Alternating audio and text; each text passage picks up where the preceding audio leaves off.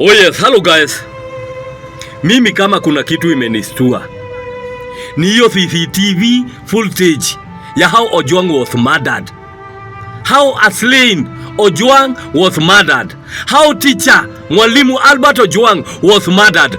I am very traumatized. In fact, hiyo video nimeiwatch more than 10 times. Nikirepeat, nikijiuliza, hawa ni watu ambao waliua mtoto wa mtu bila hatia yoyote. Yaani makosa yake ilikuwa tu kuandika tu kwa mtandao peke yake, hakuna kitu, hakutusi mtu, huyo mtu si muuaji, huyo mtu si mwizi. Yaani makosa yake ilikuwa tu kuandika just a small statement, ilikosa maisha yake.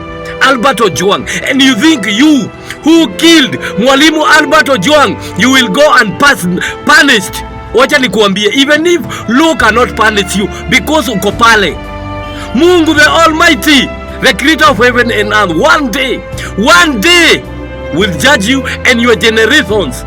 It doesn't matter how many years it will take, you will pay for it and pay for it dearly. Hata kama sheria ya Kenya iwezi kufunga. Yaani wewe unaitwa ukaue mtu. Hata wale watu wote, wale mapolisi walihusika, wale mavijana, wale wauaji waliitwa, and then muue Albert Ojwang. Mukaua bila makosa. Mukaua mtoto wa mtu bila makosa. You will pay for it, even if the law will not catch up with you. Because I know it is possible that Kenyan law cannot catch up with you. Kama uko pale, siku moja utalipa, utakuja kulipa. Nimesikia vibaya sana. Na uko hapo na tutam zako za ujinga. Uko hapo unasema tutam. Tufunguke macho jameni, tufunguke macho. Hey! Tukojee 2027. Tuone mahali ataenda. Hey! Jameni. Tunataka kuambiwa nini jameni? Mtoto wa watu walipitia uchungu jameni. Aliuawa kinyama bila makosa.